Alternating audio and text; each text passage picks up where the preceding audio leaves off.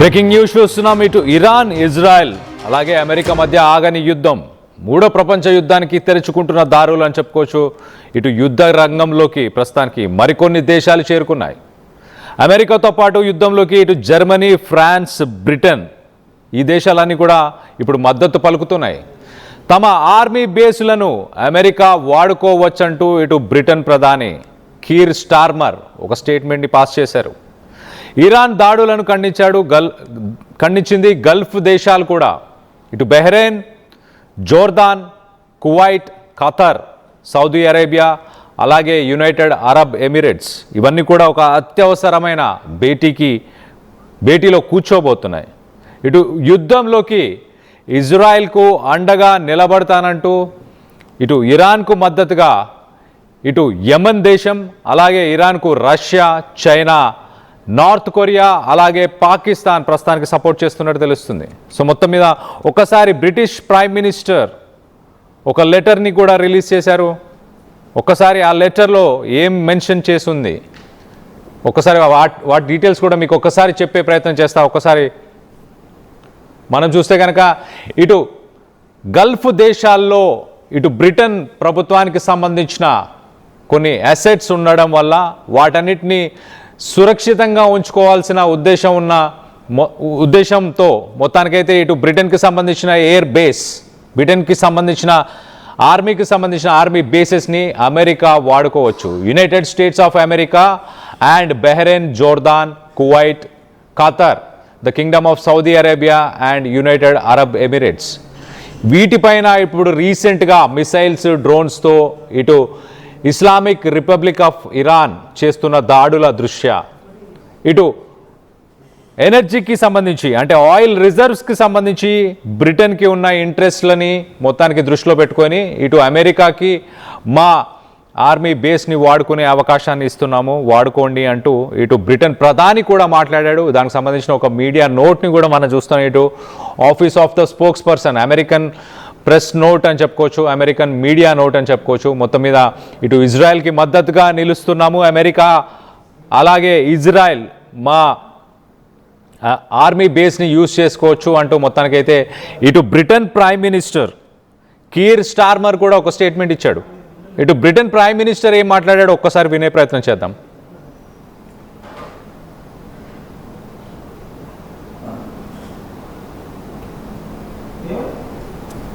Britain prime minister Keir Starmer ఒక్కసారి ఆయన ఏం మాట్లాడాడో ఒక్కసారి ఆయన మాటల్లో వినే ప్రయత్నం చేద్దాం. To do more to defend them, and it is my duty to protect British lives. We have British jets in the air as part of coordinated defensive operations, which have already successfully intercepted Iranian strikes. But the only way to stop the threat is to destroy the missiles at source, in their storage depots or the launchers which are used to fire the missiles. The United States has requested permission to use British bases for that specific and limited defensive purpose. We have taken the decision to accept this request to prevent Iran firing missiles across the region. So మొత్తానికైతే ఇటు అమెరికాకి permission ఇస్తున్నాము, ఒక green లైట్ని ఇస్తున్నాము. America ఇటు యుద్ధ bases, ఇటు బ్రిటన్కి సంబంధించిన, యూకేకి సంబంధించిన ఆర్మీ బేసెస్ని ఇటు అమెరికా వాడుకోవచ్చు. ఇరాన్ చేస్తున్న పనులు, ఇరాన్ ఏదైతే గల్ఫ్ దేశాలని టార్గెట్ చేసుకుంటూ గల్ఫ్ దేశాల్లో ఉన్న ఆయిల్ రిజర్వ్స్ కావచ్చు, అక్కడ ఉన్న ఎయిర్పోర్ట్స్ని వీటన్నిటిని టార్గెట్ చేయడం సరైన విషయం కాదు. ఖచ్చితంగా ఇటు అమెరికా అలాగే ఇజ్రాయెల్కి మద్దతుగా మేము నిలబడతాము అంటూ మొత్తానికైతే ఇటు బ్రిటన్ ప్రైమ్ మినిస్టర్ చెప్పుకొచ్చే ప్రయత్నం చేస్తున్నాడు. అలాగే ఇటు మిగతా దేశాలు కూడా, ఇటు ఫ్రాన్స్ కానీ, జర్మనీ కానీ, యూరోపియన్ కంట్రీస్ కూడా ఒక స్టేట్మెంట్ని రిలీజ్ చేసే, ఆ స్టేట్మెంట్ కూడా మీకు ఒకసారి చదివి వినిపించే ప్రయత్నం చేస్తాం. ఒకసారి మనం చూస్తే కనుక along side French president Emmanuel Macron and German chancellor Friedrich Merz and Starmer మొత్తానికైతే ఇటు ఫ్రాన్స్, జర్మనీ అలాగే యూకే ఈ మూడింటిని E3 అంటున్నారు. ఆ E3 యూరోపియన్ కంట్రీస్ అనొచ్చు. యూరోపియన్ కంట్రీస్ స్టేట్మెంట్ ఒకసారి చూస్తే the European leaders strongly condemn Iran's indiscriminate and disproportionate retaliatory attacks on neighboring countries and formally declared their readiness to take steps to defend their interests and allies in Gulf. So మొత్తం మీద ఇటు అక్కడ సమాంత దేశాలు కావచ్చు, ఇటు alloys అంటున్నాడు. So alloys అలాగే వాళ్ళ పర్సనల్ ఇంట్రెస్ట్లు, ఆ దేశాలకు సంబంధించిన ఇంట్రెస్ట్లు అంటే ఆస్తులు కావచ్చు, ఆయిల్ రిజర్వ్స్ కావచ్చు, వాటన్నిటిని ఎనర్జీ ఇంట్రెస్ట్లని దృష్టిలో పెట్టుకొని ఖచ్చితంగా మేము రెడీగా ఉన్నాం నెసెసరీ స్టెప్స్ తీసుకోవడానికి అంటూ ఇటు జాయింట్ యూరోపియన్ అలైన్మెంట్ స్టేట్మెంట్ అయితే ఇచ్చింది.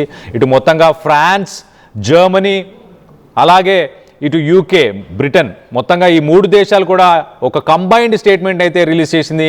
ఇటు బ్రిటన్ ప్రైమ్ మినిస్టర్ స్టార్మర్ అయితే UK has agreed to a US request to use British military bases in Indian Ocean and Fairford. So మొత్తం మీద ఇండియన్ ఓషన్లో ఉన్న బ్రిటన్కి సంబంధించిన ఆ మిలిటరీ బేస్ని యూజ్ చేసుకోవడానికి అంగీకరించాము. అలాగే specific and limited defensive strikes. Starmer emphasized that the goal is to destroy Iranian missile storage depots and launchers to prevent Iran firing missiles across the region. So మొత్తం మీద Iran ఏదైతే Gulf దేశం మీద మిసైల్స్ని ప్రయోగిస్తుందో ఆ మిసైల్స్కి సంబంధించిన depots, ఆ missiles ఎక్కడి నుంచో వస్తున్నాయో ఆ బేసెస్ని స్ట్రైక్ చేయడానికి వాడుకోండి అంటూ చెప్పుకొచ్చే ప్రయత్నం చేస్తున్నాడు.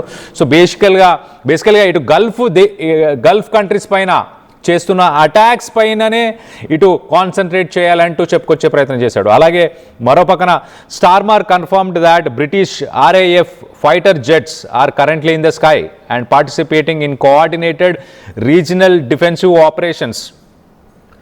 British forces have already successfully intercepted Iranian drones and missiles that were threatening regional allies including northern Iraq and Qatar. So మొత్తం మీద బ్రిటిష్కి సంబంధించిన ఫైటర్ జెట్స్ ప్రస్తుతానికి ఆకాశంలోనే ఉన్నాయి, ఒక కోఆర్డినేటెడ్ రీజనల్ డిఫెన్సివ్ ఆపరేషన్స్లో పాల్గొంటున్నాయి అంటూ ఇటు మొత్తానికైతే స్టార్మర్ సెన్సేషనల్ స్టేట్మెంట్.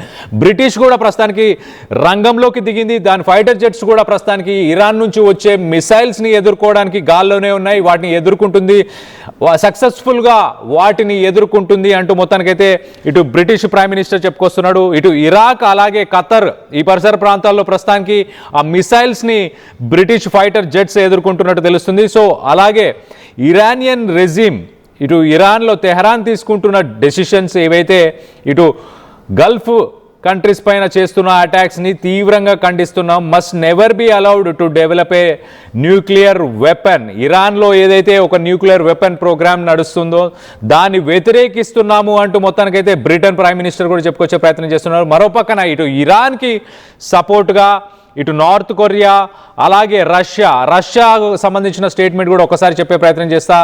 రష్యా ఒకసారి మనం చూస్తే కనుక Russia has formally requested an emergency special session of the International Atomic Energy Agency in Vienna to discuss the targeting of Iranian territory. Iranian territory ni itu America, Israel target చేస్తుంది. దాని గురించి చర్చించడానికి ఇమీడియట్గా ఒక ఎమర్జెన్సీ మీటింగ్ని రిక్వెస్ట్ చేస్తుంది Russia. ఇటు international atomic energy ఏజెన్సీతో మొత్తానికైతే ఒక మీటింగ్ కండక్ట్ చేయాలంటూ ఇటు రష్యా డిమాండ్ చేస్తుంది. దాంతోపాటు ఒకసారి ఇండియాకు సంబంధించిన స్టేట్మెంట్, ఒకసారి ఇండియా స్టాండ్ని కూడా ఒకసారి మీకు చెప్పే ప్రయత్నం చేస్తా. ఇటు ప్రైమ్ మినిస్టర్ నరేంద్ర మోదీ ఇటు ఇజ్రాయెల్ ప్రైమ్ మినిస్టర్ నెతన్యాహుతోని ఒక ఫోన్ కాన్వర్జేషన్లో ఆయన ఒక ఫోన్ కాల్ మాట్లాడినట్టు తెలుస్తుంది.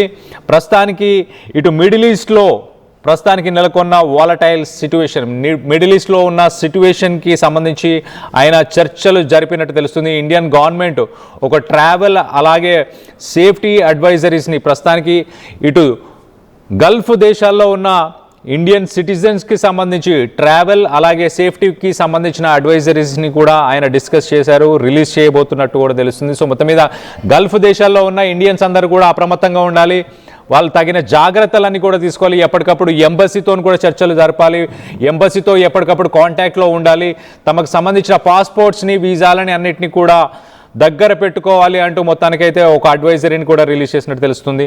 సో మొత్తం మీద ఇది ప్రస్తుతానికి ఇరాన్ అలాగే అమెరికాకు సంబంధించిన యుద్ధంలో 3వ ప్రపంచ యుద్ధం అని చెప్పుకోవచ్చు. ఒక రకంగా ఇటు బ్రిటన్, ఫ్రాన్స్, జర్మనీ ఇటు ఇజ్రాయెల్ అలాగే అమెరికాని సపోర్ట్ చేస్తూ రంగంలోకి దిగాయి. మరో పక్కన ఇటు ప్రపంచ దేశాలు, మరో పక్కన ఇటు ఇరాన్కి సంబంధించి మనం చూస్తే కనుక ఇటు చైనా తన రాడార్కి సంబంధించి ఇంటెలిజెన్స్ షిప్ని ప్రస్తుతానికి ఇటు ఇరాన్కి సపోర్ట్ చేస్తుంది. అలాగే ఇటు రష్యా ఒక అత్యవసరమైన ఎమర్జెన్సీ మీటింగ్ని కండక్ట్ చేయాలంటూ ఇటు రష్యా చెప్పుకొచ్చే ప్రయత్నం చేస్తుంది. మరో పక్కన ఇటు నార్త్ కొరియా కూడా ఇరాన్కి సపోర్ట్ చేస్తుంది.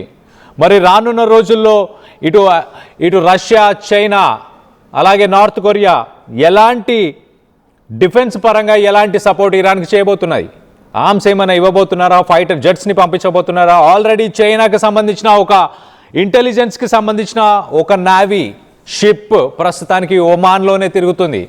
ఇటు నిన్న యుఎస్ఎస్ అబ్రహం లింకన్ అమెరికాకి సంబంధించిన వార్షిప్ పైన దాడిలో ఇటు చైనాకి సంబంధించిన షిప్ కీలకమైన ఇన్ఫర్మేషన్ని ఇరాన్కి ఇచ్చినట్టు ఇటు ప్రస్తుతానికి వార్తలు వస్తున్నాయి. మరి చైనా ప్రత్యక్షంగా కాకుండా పరోక్షంగా ఇటు ఇరాన్కి సపోర్ట్ చేస్తుందా అన్న దానిపై కొంత అనుమానాలు అయితే వ్యక్తపరుస్తున్నారు. దీనికి సంబంధించి మరింత అప్డేట్ ఇచ్చే ప్రయత్నం చేస్తారు. దీనికి సంబంధించి ఒక్కసారి మీరేమనుకుంటున్నారు? మూడో ప్రపంచ యుద్ధం మొదలైంది అనుకుంటున్నారా? ఇటు ప్రపంచ దేశాలు, ఇటు బ్రిటన్, ఇటు అమెరికాకి అలాగే ఇటు ఇజ్రాయెల్కి సపోర్ట్ చేయడానికి ఇటు బ్రిటన్, ఫ్రాన్స్, జర్మనీ వచ్చాయి. మరో పక్కన ఇరాన్కి సపోర్ట్ చేయడానికి ఇటు రష్యా, చైనా అలాగే north Korea.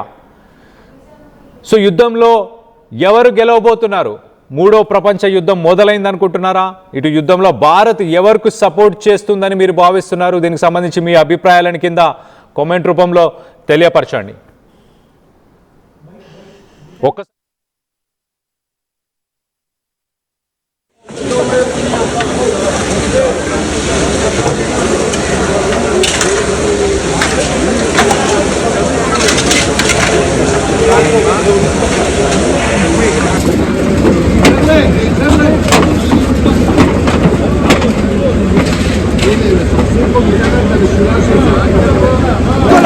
The United States has requested permission to use British bases for that specific and limited defensive purpose. We have taken the decision to accept this request to prevent Iran firing missiles across the region, killing innocent civilians, putting British lives at risk, and hitting countries that have not been involved. The basis of our decision is the collective self-defence of long-standing friends and allies and protecting British lives. That is in accordance with international law, and we are publishing a summary of our legal advice.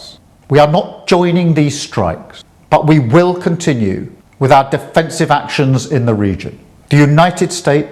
זה מיירטים אבל. הנה. יואו! תפסתי את זה, אני לא מאמין. יואו, תפסתי את זה. יואו, לא מאמין, תפסתי את הזה. זה מיירטים אבל. הנה.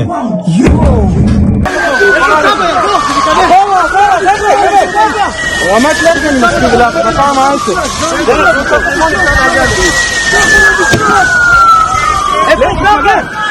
מה, אתה לא יודע מה הולך ביעקב, אחי? אין בתים, אחי. מה, אתה לא יודע מה הולך ביעקב, אחי? Oh shit!